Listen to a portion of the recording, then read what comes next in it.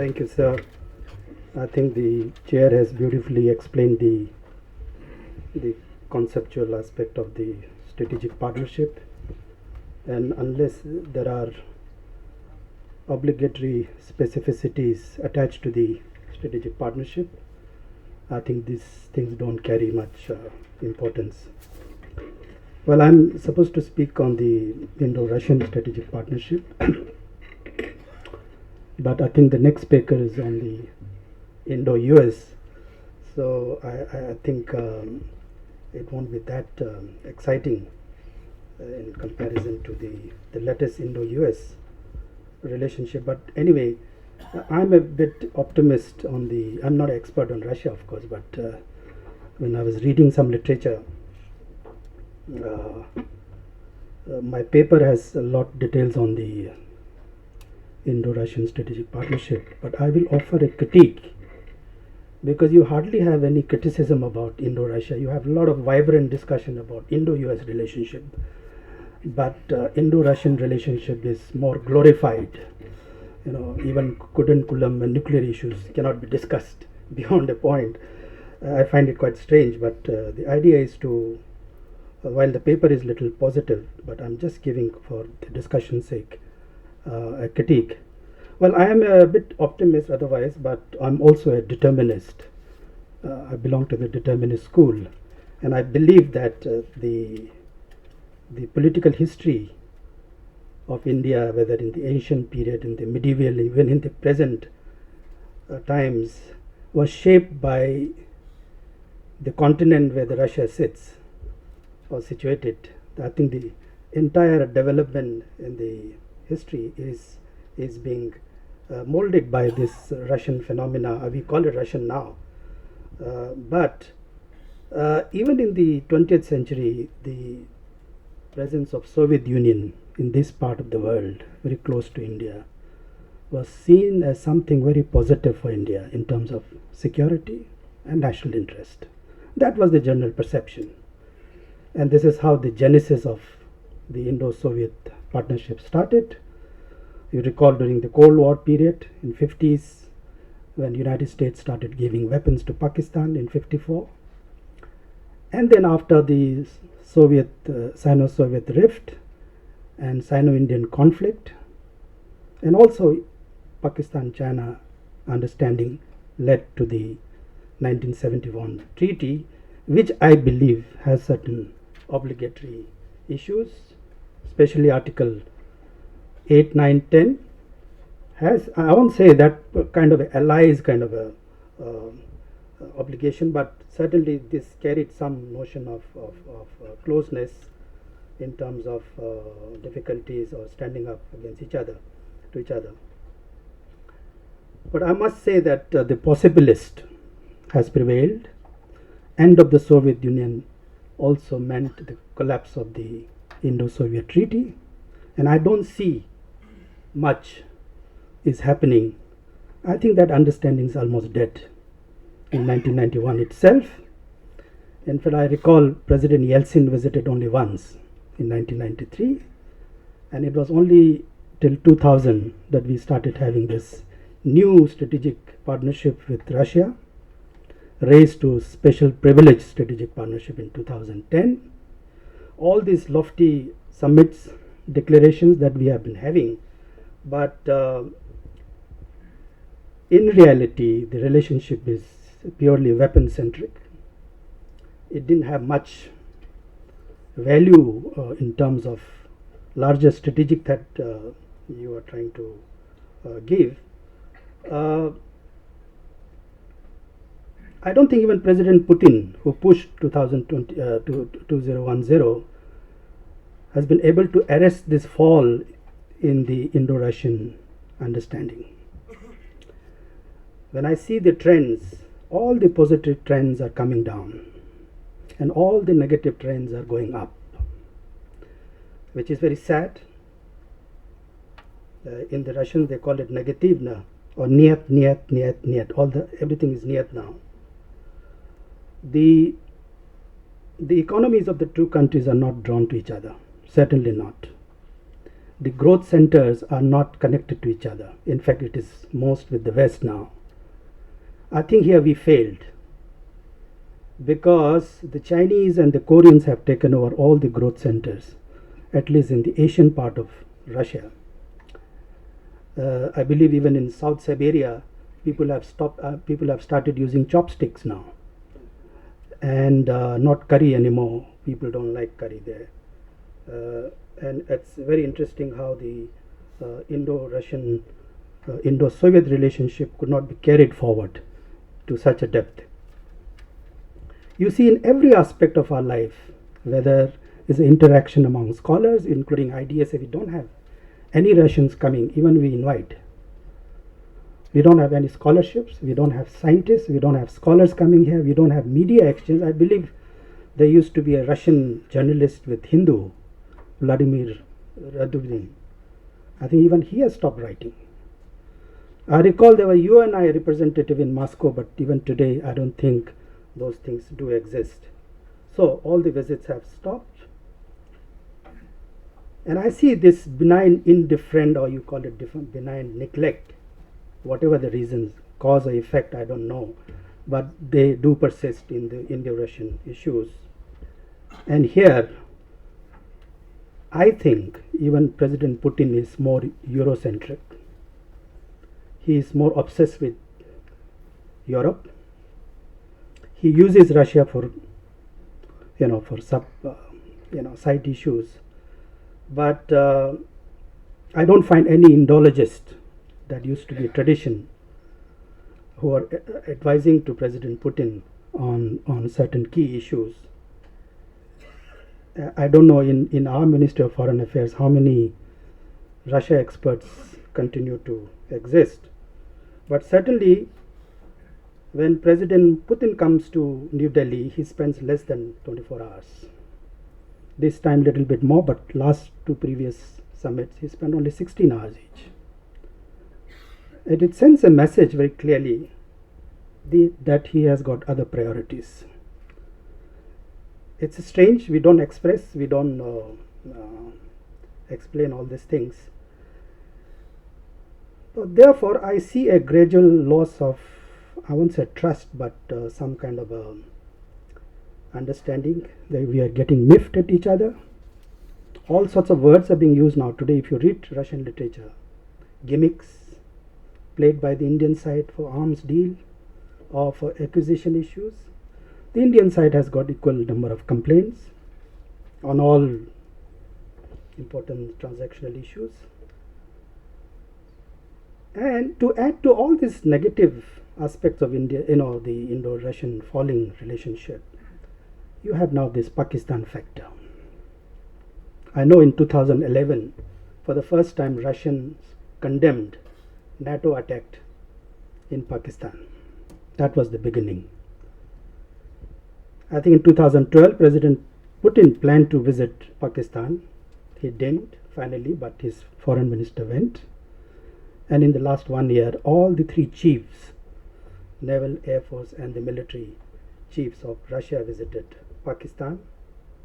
And on the July 2nd last year, the Rostec chief, Sergei Chemezov, very, very conspicuously announced, they call it lifting the embargo of arms sales to Pakistan. There was no embargo, but Pakistan was not in the list. It was a very small issue to include in a list of countries to be exported. But this was made a big issue by the Russians themselves. And the visit of finally the Russian defense minister on the 19th November. I think people even in Delhi came to know only 1 day before the Russian defense minister is visiting Islamabad. Either through the Pakistani paper or I don't know, whatever it is. But that was not very taken lightly. But anyway, the weapon sale, I won't say lethal weapons are going, but M35 helicopters been given. There are talks about RD-93 engines are likely to be supplied directly. They're getting from China, but obviously this thing has now started.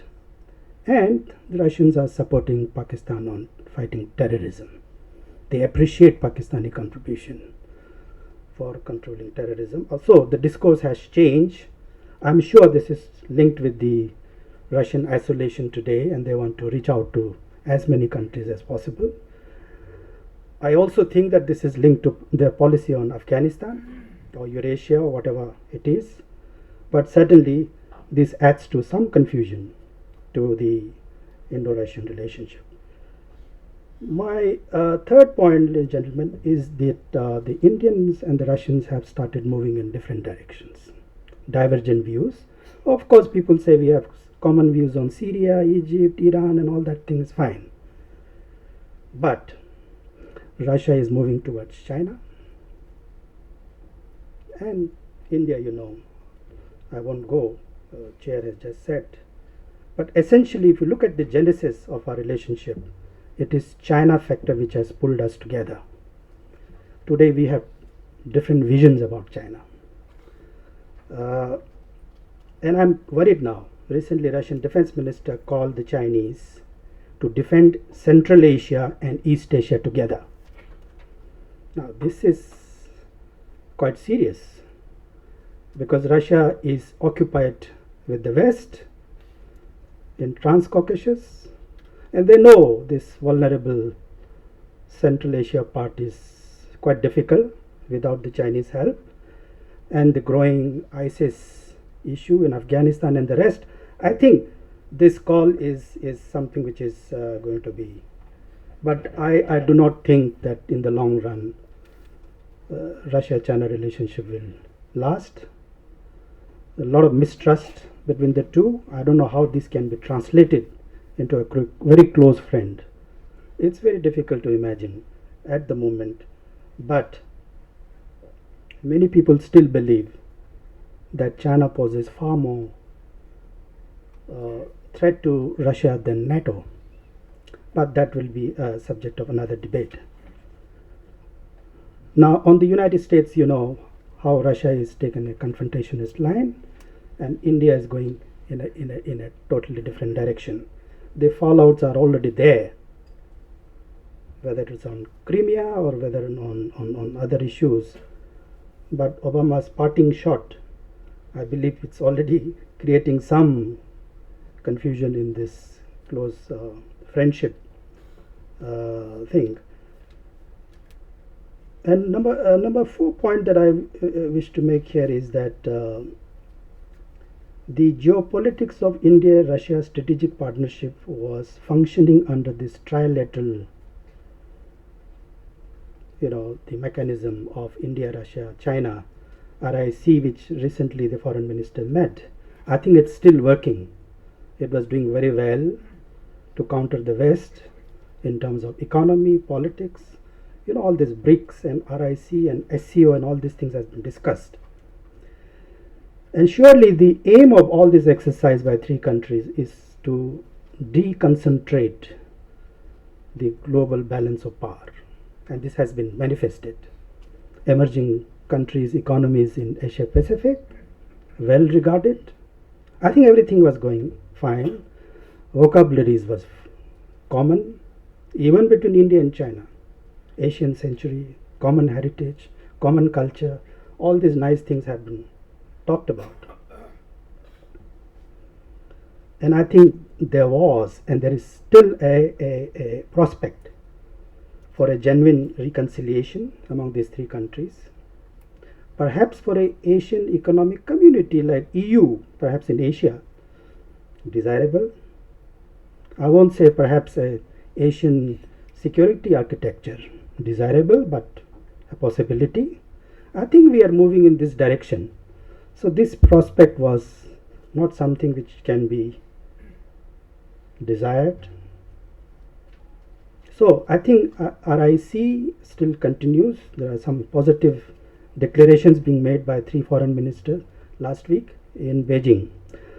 However, my fifth point, ladies and gentlemen, is that India is entering into the field of a very, very complicated chessboard of geopolitics.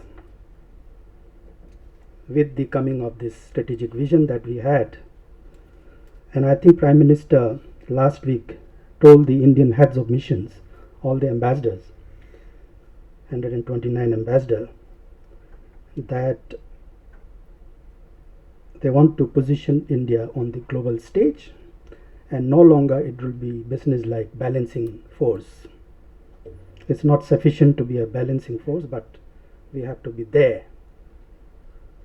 I think he has a point. The aim is to maximize the economic growth. That seems to be the larger issue. But Indo-US ties with the strategic tack is something that would be a subject of debate for a very long time to come. I read the comment by various American experts, including Henry Kissinger, who said that finally India has joined the Asian equation, which is between US and China. So you lined up behind the United States to contain China. So there's quite excitement in the West, you could see. But I'm not sure.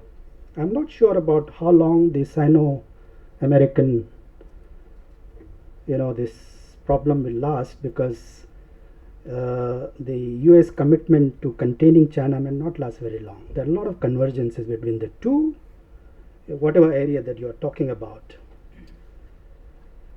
US-Pak, again, we all know how strategically important for United States Pakistan is, and therefore underwriting the Pak misadventure on terrorism and all these things, I don't think there will be any further change on these issues. My sixth point is that I cannot imagine the challenge that will be posed by China-Russia axis. China-Pakistan axis already exists, and Russia-Pakistan axis, that's a new axis that is developing. I think, already we have this strategy, strategic denial concept by Pakistan and China for India to reach out to Eurasian continent. They deny you all the time the access, and Indo-Russian strategic partnership cannot become so strong again as long as the energy pipeline issue is brought to the table, and this is not possible so long as the land routes are denied to you. And I think this is posing this aspect has not gone out, so I don't see much prospect for the long-term partnership for Russia. So in conclusion, I would say that I don't see that India and Russia can build a partnership of the past based on the past legacy or on the nostalgia of the past. For that, I think we need to do a lot of hard work. A lot of hard work is required to revive that thing. The only good thing is that we don't have too many differences. We don't have too many disagreements. We don't have common border. So that saves us. But even though I think the whole thing is declining, interest or attraction to each other, the gap is actually in this area is growing. Even philosophical gap. I was recently speaking to the military commanders here and talking about Russian military preparedness against China in some of the theaters in Far East, in Altai region and the Central Asian theater, various military exercises that continue to conduct vis-a-vis the Chinese. I think China, which is so important for us, and what the Chinese neighbors are doing against China, they were not so well equipped. I didn't find any questions how the Russians are trying to squeeze the Chinese. There was no such interest.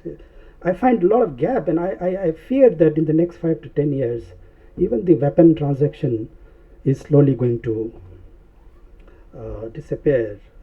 I don't know how this can be sustained. I still remain optimistic because I believe again in a determinist philosophy, which is not geopolitics but geostrategy. It is the geography that will still define the future.